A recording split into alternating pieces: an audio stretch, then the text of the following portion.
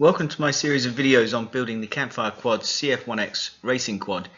If you've stumbled across this video by accident, please check out the playlist link in the description below for the other videos in this series, and thanks for tuning in. So we've got to figure out how to put the stack in. Plan is to have the motor wires going out the back. This is way too short. Let's wind one of these in all the way. So obviously we need some sort of spacer for the 4-in-1 ESC just to give us some clearance.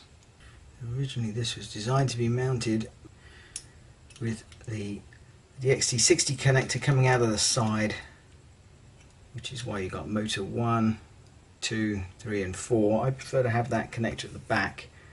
But if I can accept having a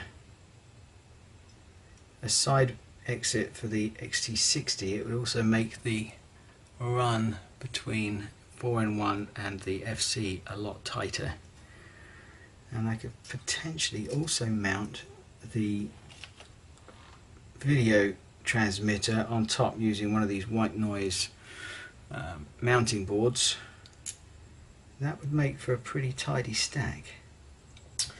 I'm going to figure out how much spacing to have for the ESC, so I'm just going to wind on one or two of these plastic screws, see if we can just get an idea of the spacing this is going to create.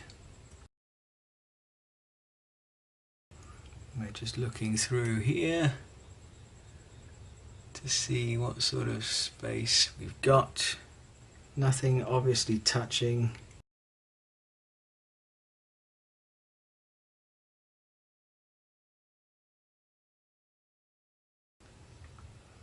Yeah, you see there's quite a bit of space in here. Let's see if I can get the angle right. There's quite a lot of space between those. We want some for airflow, but probably could do with maybe 1mm less. Let's see if we can get this one to fit. I found a couple of see if we can get that in focus. A couple of plain plastic spacers with just the right sort of gap between the VTX mounting board and the flight controller.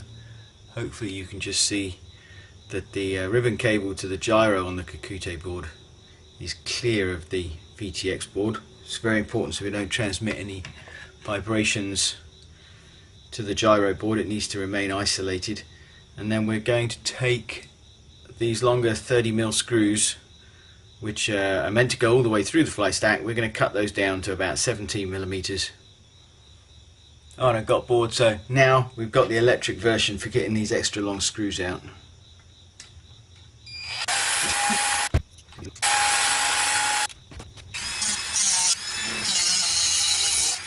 Okay, I've machined down a couple of the screws. You can probably see them, hopefully see them just about here and here.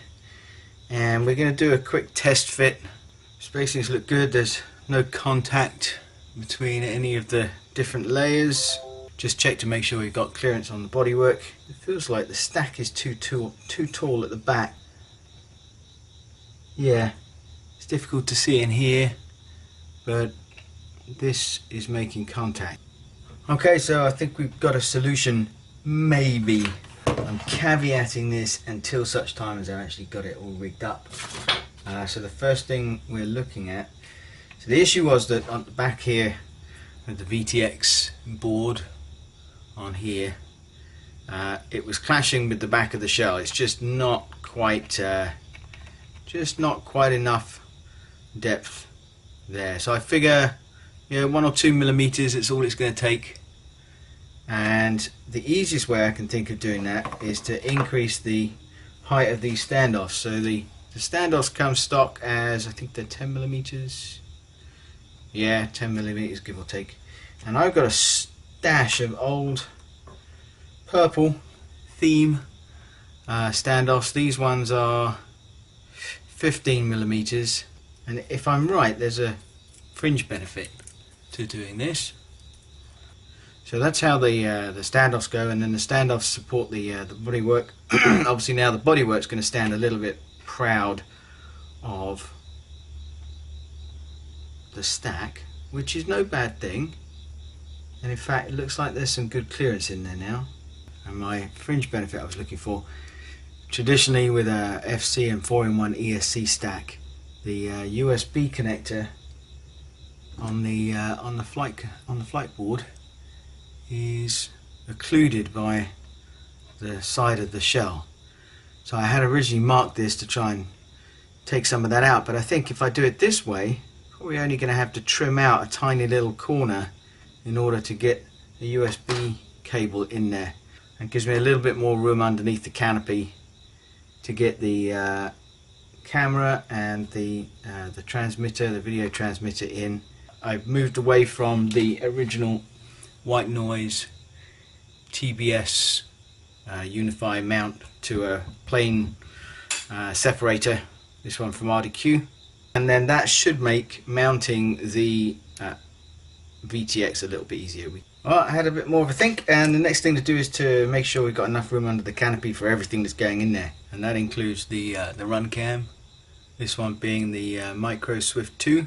I just wanted to make sure that once we get the VTX taped in place, we'll put some tape on that in a moment, and the canopy in place, everything's still got room.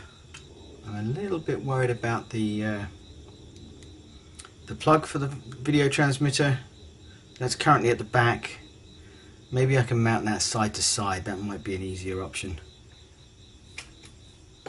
Have the VTX mounted crosswise. That way it's also close to the UARTs, and maybe also improve the angle for the antenna. I'll take a closer look at that.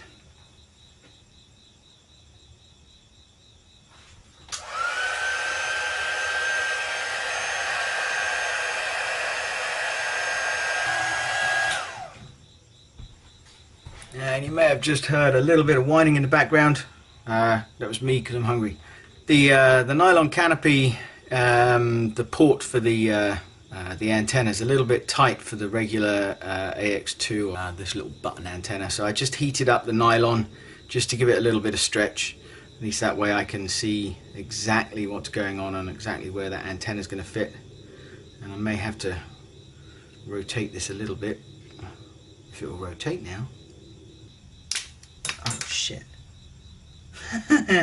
I said it's going to be a tight fit. What I really mean is I busted the cap off. Okay, well, at least I know a weak spot. I've got a couple of options. It's probably not going to fit that way because it's too wide, so it's going to have to go front to back. I managed to get the antenna back together. It feels like a good fit, so I don't think it's going to come apart unless I have a crash. Yeah, I guess the latest frame may have been updated for that, make it a little bit wider.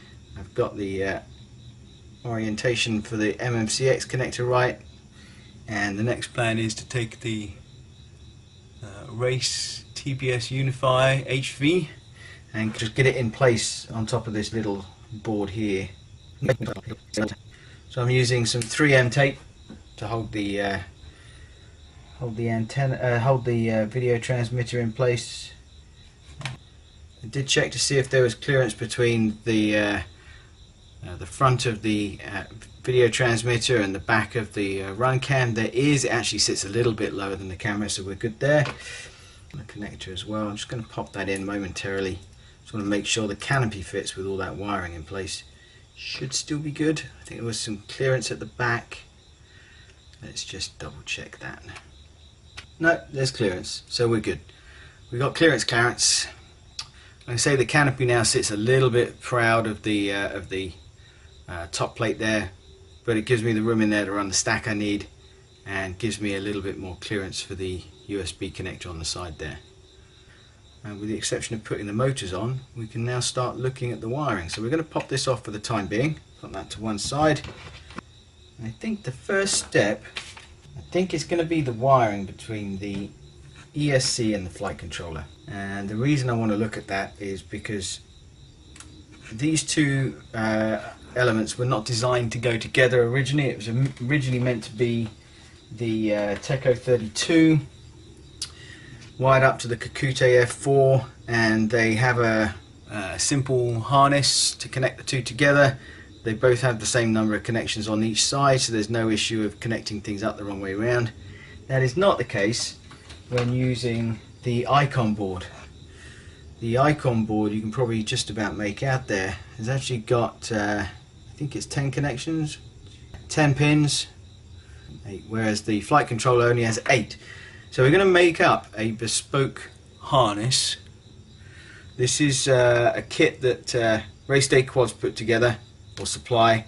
It contains 3 different lengths of wire, already pre-terminated with the SH connectors available, so you can make up anything from, I think, a 4-pin to a 10-pin connector, and the idea is you can make custom harnesses. So that's the plan, as soon as I've decided which way around the ESC is going. Alright, so we've had a bit of a change around. I've reoriented the ESC so that the main battery leads are coming out of the back.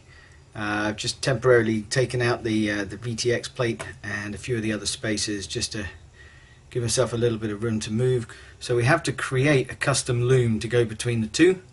For that reason I've got this mapped out. This is the Aikon wiring, and as you can see at the top I've made a note of the Kakute wiring. I've already connected up the battery plus lead, the ground and the current sensor. I'm not going to be using what they call R5 on the Kakute board, which is when you use ESC telemetry.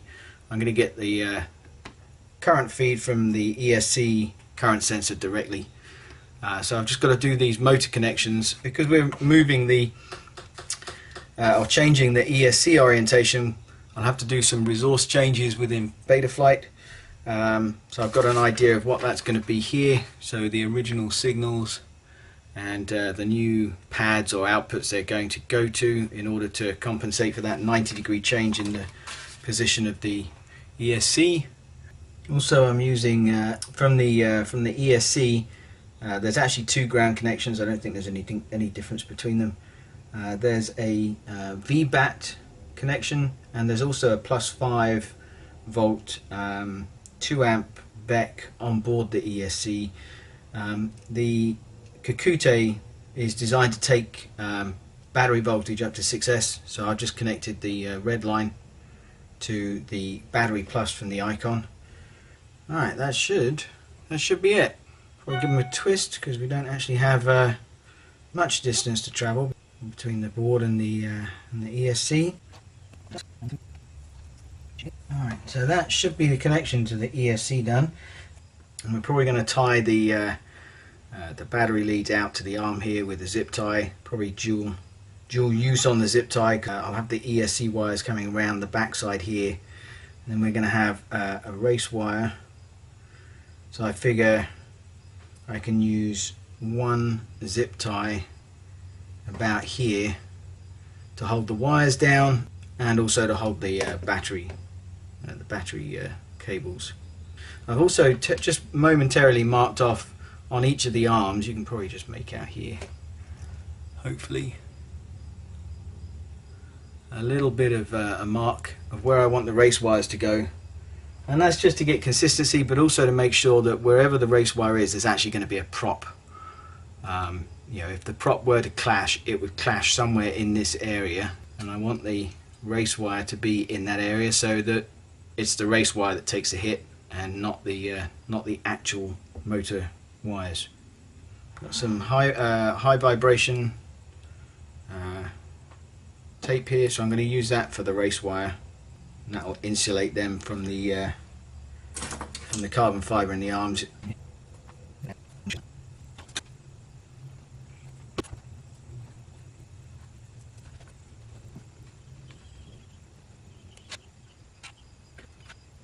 That's the race wires in place. Okay, so the next step is, before I do any soldering on the flight controller, and this is born out of experience, I'm going to plug the flight controller into the laptop, boot up Betaflight, and do a check of the board, probably flash it with Betaflight 3.5, do some of the initial settings on there just so it's done and dusted. That way, if there is any problem with the board, before you do any soldering, you can figure out if there's a problem, and if there is a problem, it's easier to get that board returned before you do any of the soldering on it. Don't forget, there's a link to the playlist for this build series in the description below, and hit like and subscribe and the little bell if you want a reminder, notification for when other videos are uploaded. Thanks very much.